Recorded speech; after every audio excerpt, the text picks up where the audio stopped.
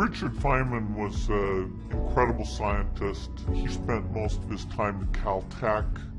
The idea of quantum physics, where all these particles are interacting in mysterious ways, he came up with a thing called Feynman diagrams that he won the Nobel Prize for.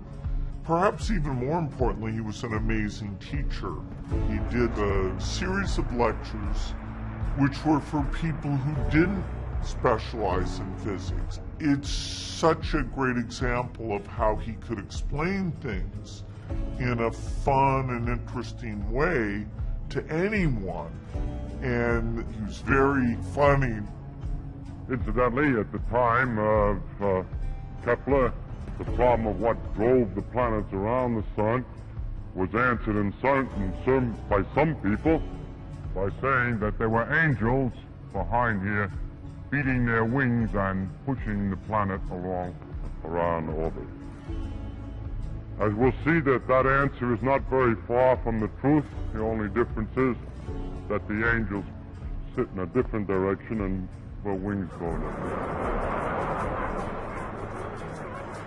Dr. Feynman used a tough process on himself where if he didn't really understand something, he would push himself. Do I understand this boundary case? Do I understand why we don't do it this other way? Do I really understand this? And because he had pushed himself to have such a deep understanding, his ability to take you through the path of the different possibilities was incredible.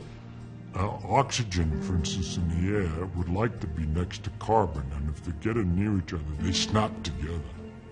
If you can get it faster by heating it up somehow, some way, they come close enough to the carbon and snap in. And that gives a lot of jiggly motion, which might hit some other atoms, making those go faster so they can climb up and bump against other carbon atoms, and they jiggle, and they make others jiggle, and you get a terrible catastrophe. That catastrophe is a fire. He's taking something that is a little mysterious to most people and using very simple concepts to explain how it works. He doesn't even tell you he's talking about fire till the very end, and you feel like you're kind of figuring it out together with him. Feynman made science so fascinating. He reminded us how much fun it is, and everybody can have a pretty full understanding. So he's such a joyful example of how we'd all like to learn and think about things.